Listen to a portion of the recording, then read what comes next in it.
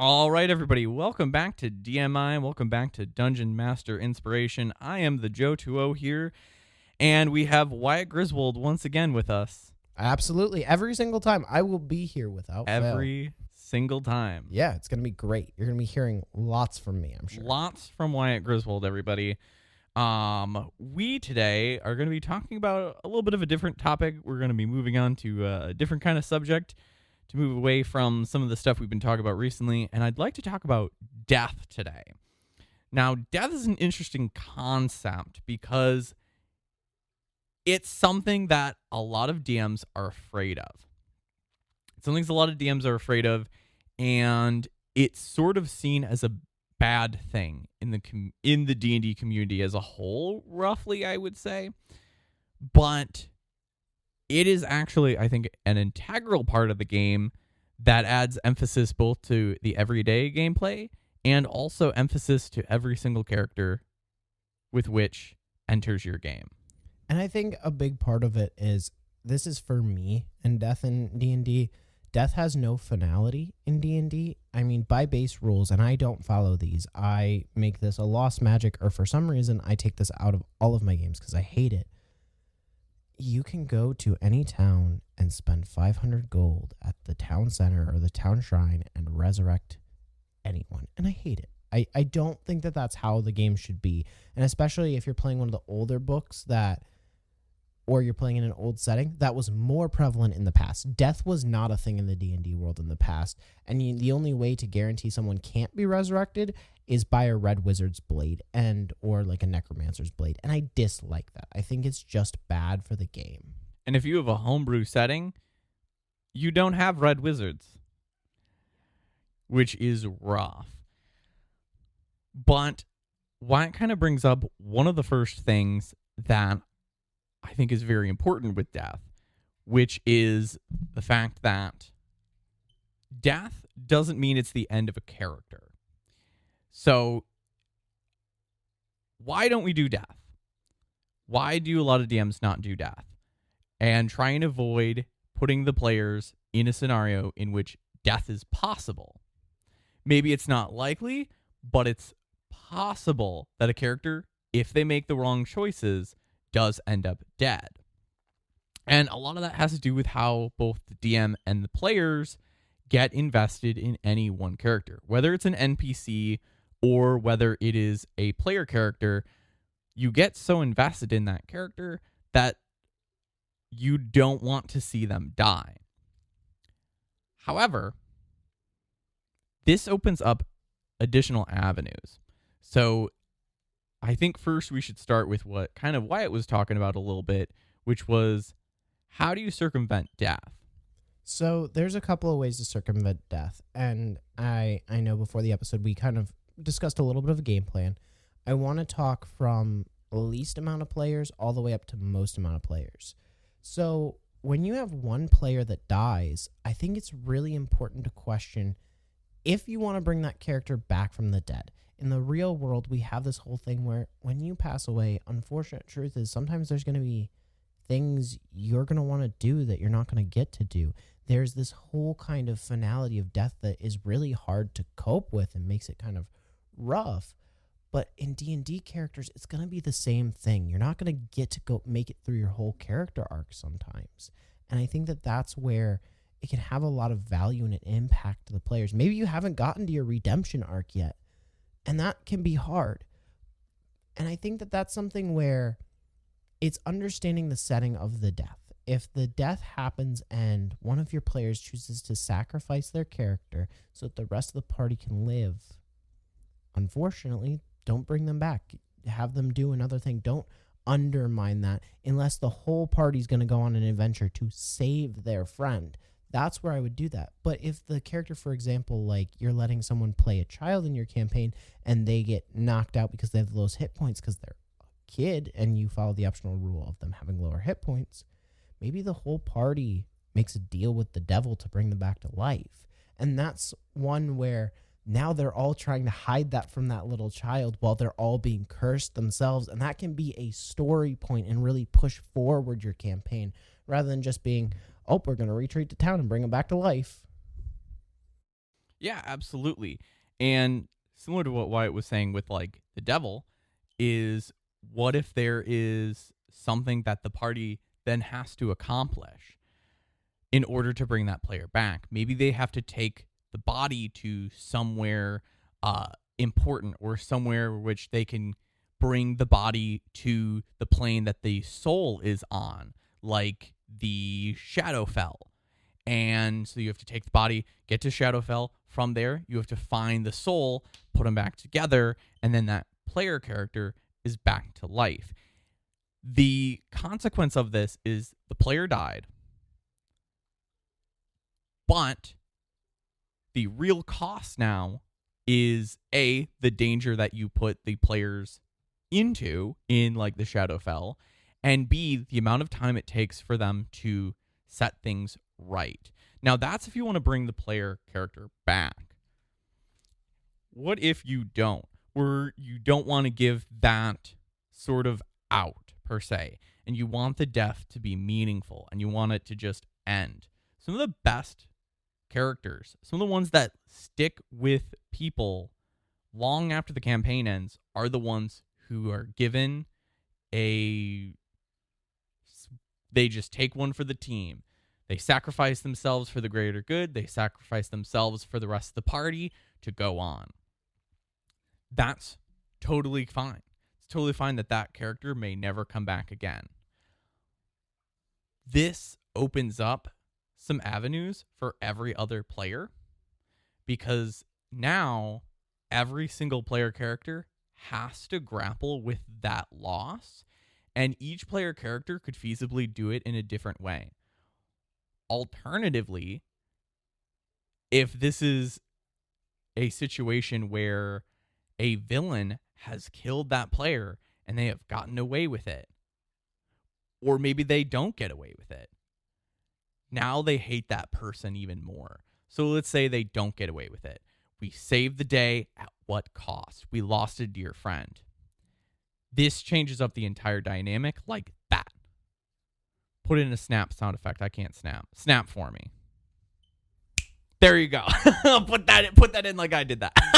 But on the other hand, let's say that villain gets away. The party dynamic has forever changed. The party themselves has changed, and now they have a villain that they need to get even with. And that's something where it's going to be dependent on your setting. Now, another way you can do this, and this is kind of just a general concept, so I'm going to mention it here at the beginning, is I ran a campaign where the party was adventurers. They were true adventurers, like think isekai anime adventurers, just out fighting monsters for the sake of fighting monsters to save humanity and like keep trails clear, like serving the community by destroying things, not really having a big bad. In an adventurer's life, in a dungeoner's life, trying to make money doing this and fighting monsters and having adventures, it's a dangerous life. It's not one. So what I did is I made my party a bunch of tables, and we sat down and we made characters in 10 minutes. 10-minute character sheets, you're not as invested in the character. Then you have that rotating realm of a table. And like, obviously, I let them customize them as they wanted, but we did it in short frames of time so they weren't as invested.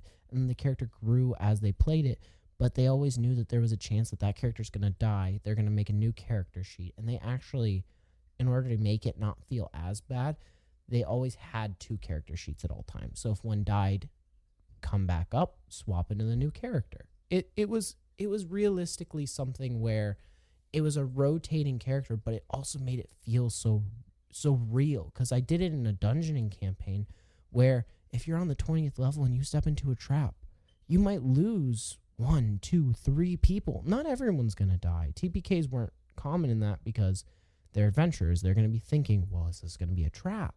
They're going to have those things in mind, and especially when they were lower levels and the higher levels of the dungeon and they didn't know what I had packing for them, they died a little more frequently.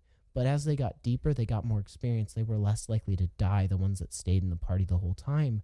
But also that reflected their level, their experience as adventurers, and really the stories and the scars on those characters made them feel real, and they were truly invested in every character, even though they knew they could lose them at any time, and they already had the next one prepared. Nobody had a throwaway character where they were like, I want to feel fine if this just gets tossed in the trash. And that right there, that's the weight that happens, that's given from death. Because if, let's say, death is not possible in any combat, then you're not going to be thinking as optimally as you could. You're going to be making a lot more mistakes, because what does it really matter? If there's no sense of danger, if we can just cast magic and swing swords to win, well, then it makes the adventure feel less impactful. And so I'm gonna butt in here for a moment. This is something where this podcast, like, realistically, we have a decent sized audience now, but it's geared towards both new and veteran DMs. If you are a new DM, but your group has played lots of games and it's just your first experience DMing, this is a situation where I would not recommend, I would avoid killing. Because if you are brand new to the game and so is your entire group, and you have someone where this is their first or second campaign, you're going to kill a character and they're going to be like, well, this sucks. I spent 4 days dreaming of this character, and it's their first character. It's one they want to remember fondly. So that's where I avoid death. But if you're a veteran group that's on like your 20th campaign and you've got hundreds of hours, warn your players, be like, look, I want to do a high death campaign. We're going to do it this way, and we're just going to, if people die, we start again. And older D&D players, people who've been playing it for a couple of years, are gonna be okay with that. Yeah, this is not an episode that advocates for you to send players to the gauntlet. I mean, that can be fun. But that could be very fun. Just warn them, though. Like, yeah. And it's about communication. A lot of being a good DM is communicating, which, even if you don't have the best communication skills, as long as you're transparent with people, people are very, very forgiving, I would say, especially within this community. This community tends to be a pretty forgiving and a pretty open one. So that's kind of my feelings, at least in my experience. Yeah. And if you start D&D like I did, and we just finished a video on new players, for new players, if you're starting where I am, where you want to get your friends into it and none of you have ever played it before, and because you're the one who came up with the idea, you have to DM for the first time, what I would recommend doing is, if you think the party's going to die, just tone it back. Like, you're brand new to this, or be like, hey guys, I'm sorry, I didn't mean for it to be a TPK. I'm learning with you. Do you guys just want to rewind before the encounter, and give me a day or two to change it, and we'll do a little more story thing? Or go 2 rounds back or something like that. Yeah, and give them those options and kind of try to be forgiving with both yourself and them, because you're new at this. That's where I had to start, and it's hard and it's frustrating, but you're learning with the players in that kind of a situation like I was in, and that's where death should be something you ignore. And Joe, you played in a campaign with me, a one-shot, where I literally told you, no, you don't die. Yeah. Like, you can also do that if you don't want death. I had a player in one campaign where we were like right at the end and it was close, and instead of us being like, well, let's do the math, let's figure it out, I just said, nope, that player's fine, because that person in real life would be pissed at me if I killed their character. They would be so upset. They would be crying for a week at minimum. They still send me art of that character. That campaign has been done for 2 years. And so it's in that situation where if somebody is attached to a character that much, if they're just the only one to die, create that round. If the player character is more kind of on the fence, I would say keep the death. And if your player is new to the game, don't kill them. Don't do it. Don't do it. It's not worth it. It's not worth it. Because realistically, You want them to keep playing the game. Yeah, because then you have another player, and that's when your first character dies in a combat. You don't know how to use your abilities optimally. You don't really know what you're doing. You're kind of fumbling through combat. Even though for us, like a lot of us who are veterans, it seems really, really simple. Combat's so easy. I can realistically make 100 damage happen at level 3 pretty easily. I've done it. Hold on, let me just drink this this cup of coffee, Locke, which is that's a power gaming strategy. Don't do it. Yeah, like coffee locks, padlocks are another one. Sorcidins are another one. Like, if you are a experienced player and you are level 3, you can make a miracle happen. That being said, if you're a brand new player or you're playing something for role play, they're not going to be able to figure that out. Like, and a new player realistically doesn't have the tool set and the knowledge of spells and abilities. And even if they're playing something simple like a barbarian or a fighter, I mean, it's hard to remember what all the abilities do. Like, you may not optimally use your action surge to be able to get the maximum amount of attacks off. You may not have grabbed a feat level 1 if you're trying to do max damage output with a variant human. You may have chosen a weaker race because it's fun and it's what you want to do.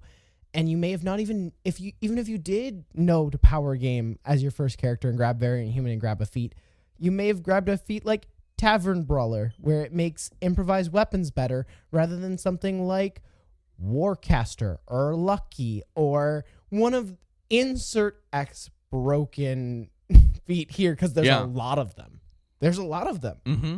And so that's where you need to forgive those players. Otherwise, they won't keep playing the game, because death can ruin an experience if you're new and you don't know what you're doing because you feel like the DM didn't give you a chance. So kill your players. No, that's not what I said. Just not the new ones. Kill your veteran players. Kill your veteran players.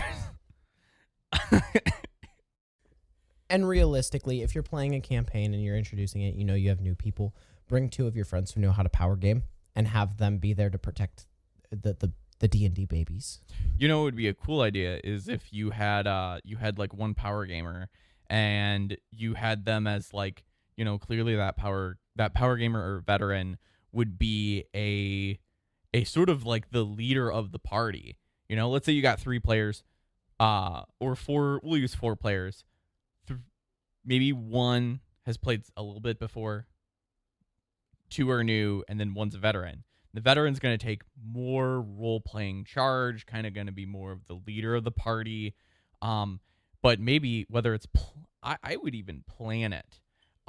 Maybe after a few months into the campaign, you kill the veteran player, and now that party has lost their Gandalf. That party has lost their Dumbledore. That party has lost the Obi-Wan, the character that was central to them being able to figure out, what are we going to be doing? What are we trying to do? How are we going to save the world? And by losing that, now the entire party has a huge problem. And maybe that guy makes a new character, but maybe that character's more inexperienced, or maybe that veteran player, that's the whole input. That was the whole plan that they had for that campaign. But that's a cool idea. So I'm going to toss in an idea that's kind of interesting with the finality of death and how you should use death. What if you do allow them to resurrect, every time they resurrect, they lose 2 levels? How would you feel about that being a cost for coming back to life and bringing the character back, is dropping levels? Because that can be horrifying, because the rest of the party's not going to go, all right, let's go back to the beginning area. Well, I think that's a neat idea. The big problem that I see with that idea, though, is having to go back. What if you didn't write down how many hit points you gained from those 2 levels? I have a player who does that. I didn't tell him to do that, and he's a new player for this campaign. He's never played before, but he does it. And that would work for him. But most of my other players are going to be like, I don't know if I gained 8 hit points or 7 hit points. You could easily do a few of the changes, but then what if you took an ability score improvement and you don't know what that improvement is anymore, or something like that. I have, however, seen, I think this is in the Tal'Dorei Reborn book, some rules on what happens if you resurrect more than once. This is an optional rule that basically your body gets weaker and weaker. You have like minuses to strength or dexterity, or maybe your mind, your brain literally is a little more mushy. So your wisdom, your intelligence, when you roll those skills, you have to subtract a bit from those skills because your body has decomposed a bit and it's become a lot weaker in between you being revived. And then this continues on. If that character dies 2 or 3 more times, it gets harder and harder for that person to play the character. So my issue with that is that it is a little too punishing for my taste. Mm-hmm. If I was going to do something like that with stats, like realistically, if that's a wizard, you get boned. Yeah. You get boned hard. But what you could do instead that I think could be a little bit fun is there's one stat that only affects one thing in the entire game of D&D. Constitution. Because there are ways of resurrecting people where you don't need the body either. Yeah. So what if every time that you resurrect somebody, they lose 3 Constitution? And I say 3 specifically because that's realistically an ability score improvement gives you 2. So if you're constantly putting it into Constitution so you can be resurrected again and again, then you can't really remove 1. Removing 2 makes it net even, which feels kind of weird. 3 guarantees no matter what your player does, it's always going down every time they're resurrected. And you lose more than you gain from a level up. Absolutely. And there's this rule in D&D that a lot of new DMs don't know about because and I think it's on a page in the like hundreds number of the DM handbook. And I think it's mentioned in the PHP too. If any stat falls to 0, your character dies. Constitution, you're not going to be obliterated for having a Constitution that is net. Like realistically, if your Constitution is 2, you're not completely screwed. It's going to be hard. But there's items that give Constitution too. There's a belt of Fortitude that gives 10 Constitution. There's ways to make it happen, but then your player's on a ticking time bomb where they can't come back. So I think that there are interesting ways to do it. That being said, you kind of have to decide what the rules at the table are. And if you have new players and veterans, regardless, it's something that I feel like should be covered in session 0. Before you start the campaign, talk about how the resurrection system is going to work, if there's a chance characters come back when they die, if they don't. And be honest with them in advance on how frequent you think they should prepare for a character to die. What are your kind of thoughts, though, on that avenue? Yeah, this is definitely one of those session 0, session -1 style, hey, this is what I'm expecting. This is how we're going to deal with death. Can you do this at all? Is this going to be a case-by-case basis? That's actually why in the rules it's written. The resurrection spell is written a certain way. The spell itself says that it has to be a willing soul. The soul has to be willing to return to the body. You cannot forcefully, even if you do the ritual successfully, you cannot force that soul back to that body. If that person wants to stay dead, they are dead. That's half true. Because there is the temple route where a god forcibly does it to you. Which to have a god forcibly bring someone back from the dead by standard rules only requires a level 7 paladin or cleric to go to the temple, and as long as they have good favor with the god, they can pay a retribution of 500 to 1,000 gold pieces to forcibly resurrect someone, and you don't need the body. And that's something that isn't very common, but it is in the rules. Possible. And that says the rules as written, and then that would be something that at the start of a campaign, this one seems it'd be a little harder because this is a more niche rule. This is one that I have continuously forgotten because it's so niche. That, hey, you can't do this. You will not be allowed to do this. If you try and take a body to a temple, you cannot revive it that way. Yeah. I actually do like that the rule is in there though, because Mhm. I've used it as a story piece before, where my players asked, well, this character, we accidentally killed a monster that we wanted to bring back for intelligence. It was one of the high-ranking officials, the big bad, so we messed up. How could we get him back to get information out of him? Well, you could go to a temple, and your cleric, who is level 9, can go and pray to their deity and ask them for either clairvoyance to meet the person or if they'd be willing to resurrect them. And then it interacts with the god of the cleric, and it gives the cleric a nice story moment, and he gets to feel as though he truly helped the party. And paladins can do it too. I would let any kind of religious caster do it. Like, I feel like even a warlock could do it with their patron. And maybe even a sorcerer, depending on the origin of the sorcerer.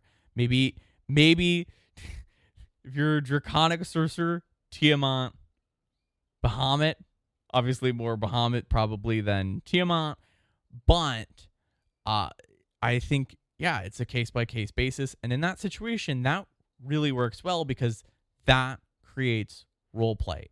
That creates the interactivity.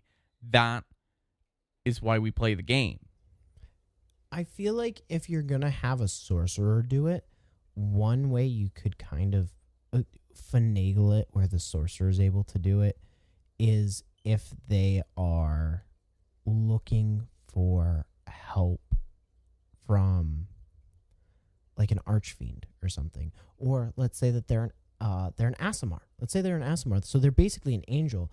Realistically, any god may very well, if they're half Aasimar, take that request because of who they are. And also, just for viewership, what if they're an Azamar?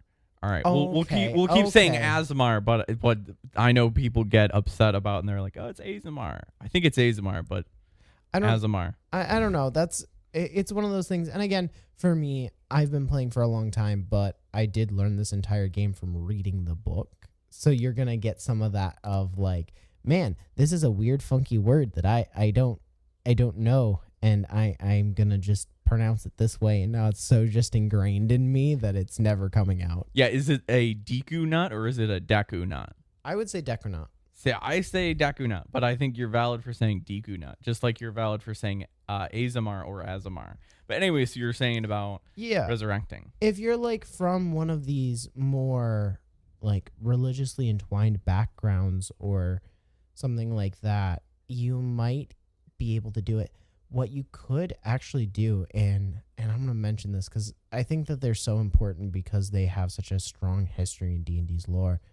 If you're running a Mind Flayer campaign, maybe one of your characters is a Mind Flayer. Maybe they have the dead body and they implant it with a tadpole. And this is kind of a not rules as written. This is more of a homebrew thing. Maybe that player gets resurrected as a Mind Flayer, and it's one free resurrection, basically, but they lose their race and their entire racial abilities change. Yeah, or in the Wildmount book, there is it's not a race. It's also not a feat, but there is, in the race section, kind of near the turtles, I forget the name of it, but it basically is this person has no soul, but their body got back up. And it's very much similar. It's very akin to like the Dark Souls undead or the Elden Ring style. You are dead, but when you take humanity or you get enough runes, you feel a little more like you're alive, but you're an undead being. It's not necessarily a zombie, but you're even registered as an undead. And they have a thing where if they get knocked down and they're rolling death saving throws, if they get a 19, that actually counts as a success. Weird. I like that. Yeah. I think there's a couple of interesting ways to do it where like the player loses their soul or something. But again, all of this is individual. If you lose one player, you would do this. But once you start losing 2, 3 players, the story really does change. And I would say if you're losing 2, 3 players in levels 1 through 3, like not trying to throw shade, but like you should be tweaking your encounters. Yeah. If you're having too many deaths, that's not fun. That devalues your game almost as much as I would say having no potential of death. Because then you start to try and get detached from your character because then they're too afraid of death. Or alternatively, are they still going to want to play in your game? You know? Now, actually, a fun kind of idea that I actually ran with at one point, and this was a campaign that unfortunately I wanted to have you in, but it didn't work out time wise.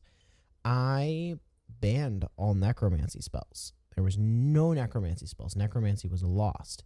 So I just took the time and I got weathered paper and I rolled them and I textured it so it felt like old paper and it had burnt ends, so it was all fancy. And I put every single necromancy class spell on those pages. I printed them out and I rolled them so they were actual scrolls.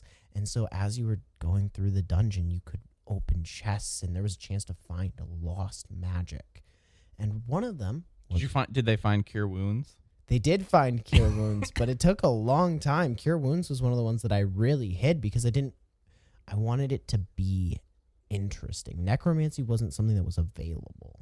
For context for viewers that don't know, in older editions of D&D, cure wounds and I think healing word too were both necromancy spells. So is false life, actually. And false life is still a necromancy spell, yeah. There's a lot of really interesting things because there's so many healing spells that are necromancy, and that was a struggle. That was a struggle, boss. But then it's like finding the item of the dungeon in Zelda. It's like once you get cure wounds, you're like, oh my god, our lives have just gotten so much better. Like I could imagine players genuinely crying tears of joy and just being so excited to see a spell scroll for cure wounds.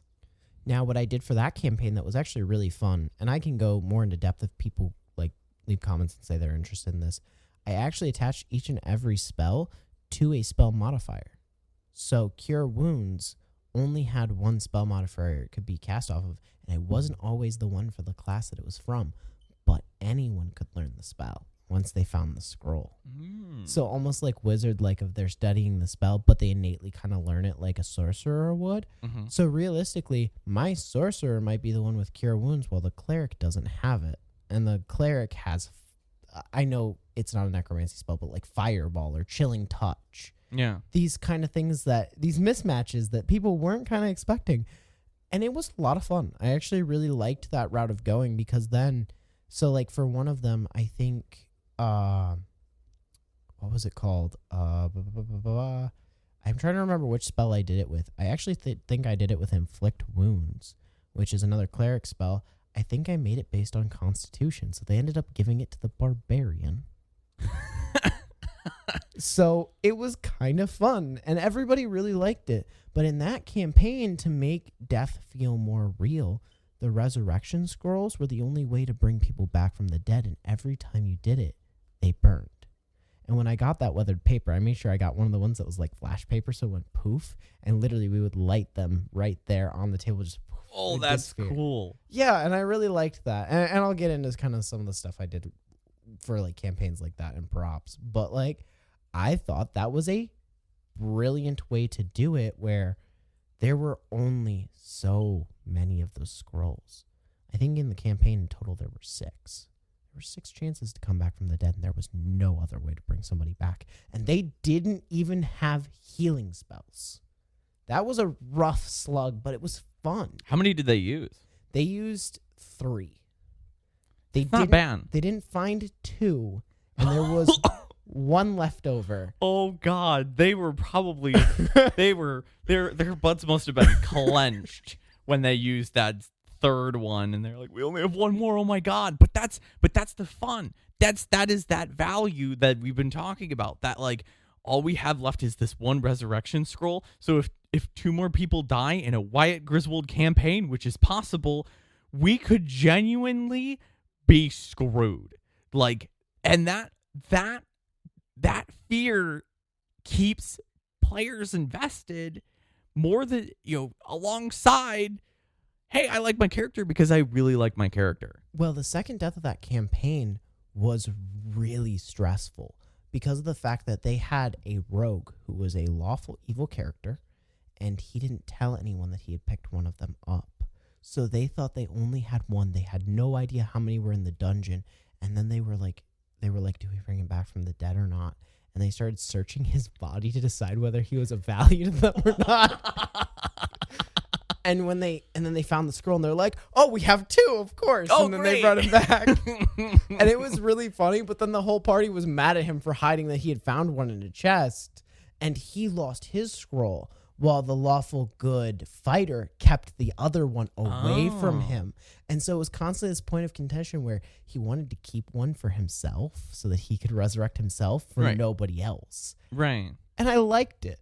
Yeah, and then that creates like party in the like conflict in the party, but that's good conflict in the party.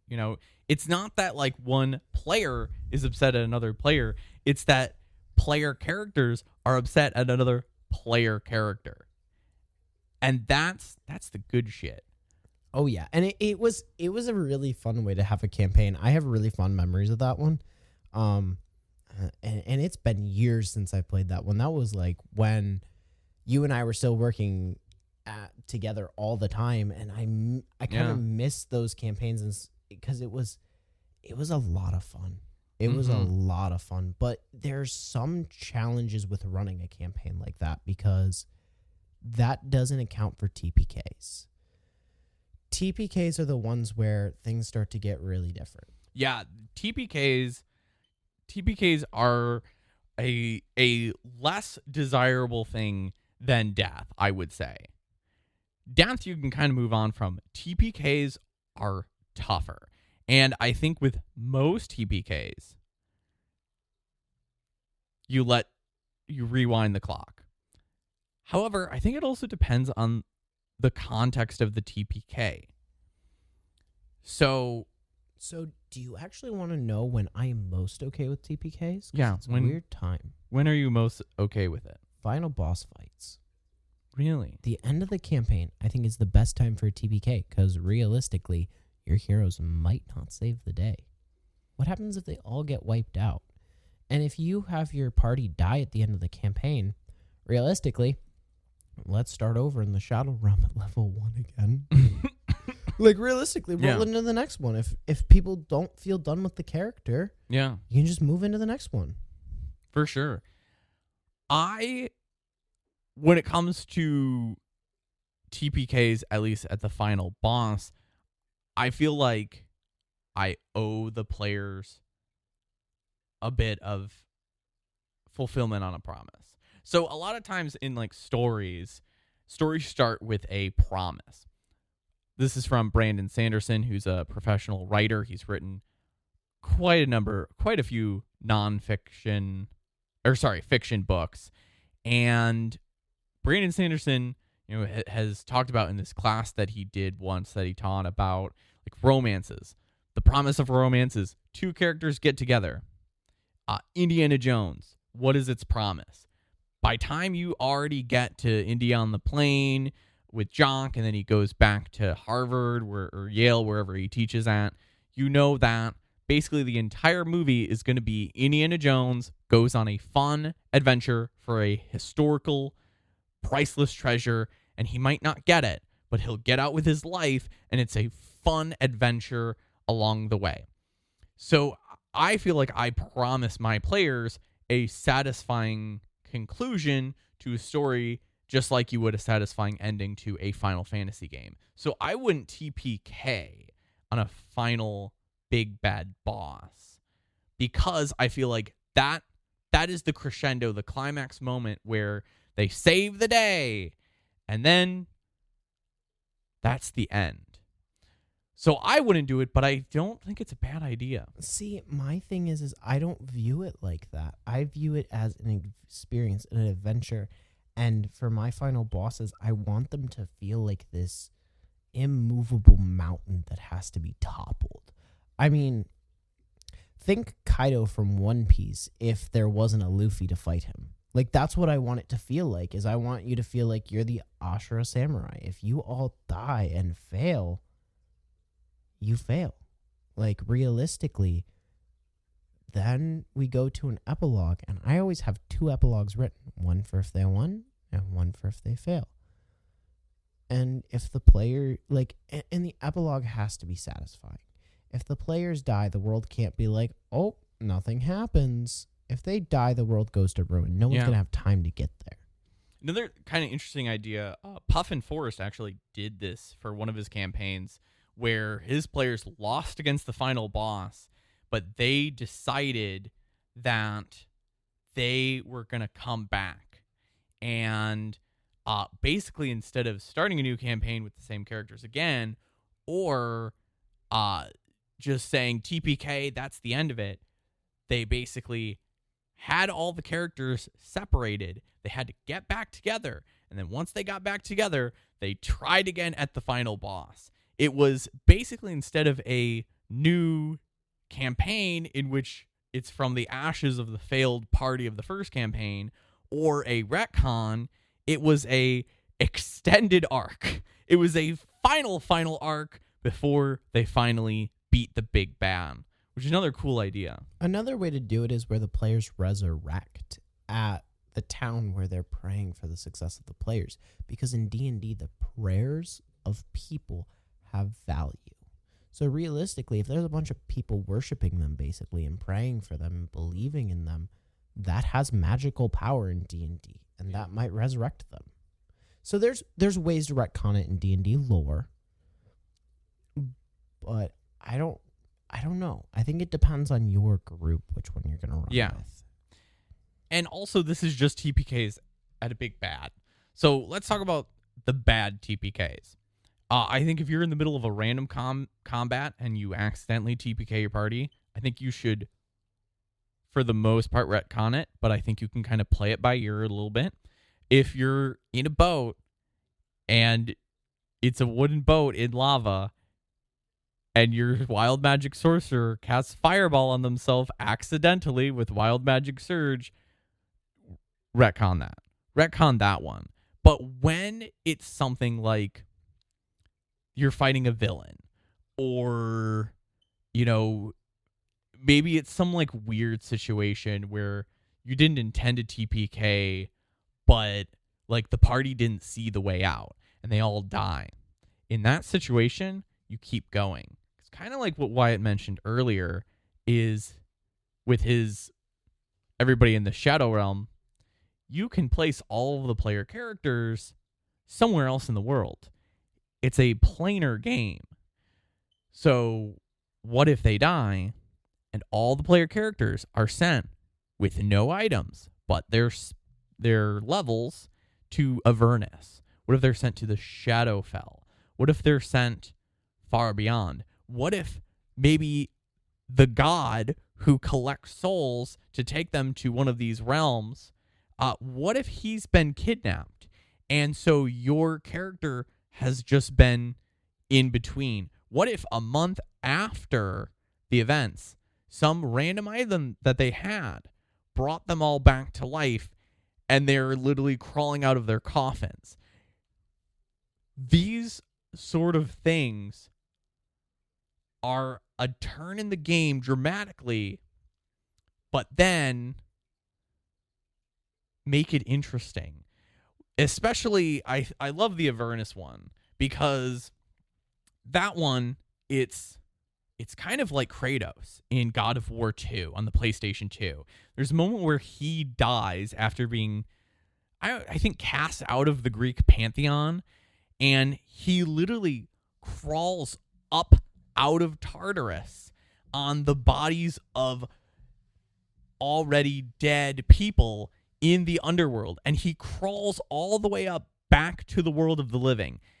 And imagine if, let's say, a villain let's say he's pumped his ass. I'm sorry, party, but it's over for you. And he kills them. That solves that. Let's just move forward. I have much bigger goals in mind now. And suddenly, after maybe a few months of playing IRL, your party gets out and they return and they see that villain that killed them the first time. And they get to see that villain react in a really satisfying way. And the party feels satisfied because they had to literally go from hell and back to get back to where they were after the TPK. So do you want to know a fun one that I actually had? Yes, I do. Thought of. Yes, I do. There's a campaign I want to run where you slam yourself directly into the final boss at level 5 and you instantly all die. Yeah. And then you're in the Shadow Felt. And the whole goal would be to re-level up to a point where you're all big enough and your wizard or your spellcaster can cast Wish. And they wish for you to come back to the moment where you died. Oh. And then he's like, I just killed you all. And then your pompous, arrogant jerk, thinking that he's fighting a level 3 party, gets smacked by a bunch of level 15 adventurers. And it's really fun because it makes the final boss feel really like, oh my God, he just used power word death on all 5 of us. How are we going to deal with this? And then you're in the Feywild for like 10, 12, 13 levels. Yeah. You pop back and then you kill him. It feels better. And also then it burns that spell slot so that they can't use Wish in the fight. That's a smart idea. Yeah. And then they can't use Wish in the fight. Yeah. That's one of my spells I don't like, is I don't like Wish because you can wish for a lot of things in D&D. And like I don't like telling players no, so I don't want to be like, oh man, you use your 9th level spell slot to wish for more spell slots. I don't like telling them no to that. Yeah. I feel bad when I tell players no, so I try to circumvent them being able to ask me for things that are horrific. Yeah, Wish is one of those things that like really I haven't dabbled in a lot because it's easy to fall into a trap. Yeah. You can wish for anything basically. The only thing you can't explicitly wish for in D&D is to be a god, because a 9th level spell is not strong enough to make you a god. There is a spell that can make you a god, but it was only ever cast once, and when it did, it broke the weave.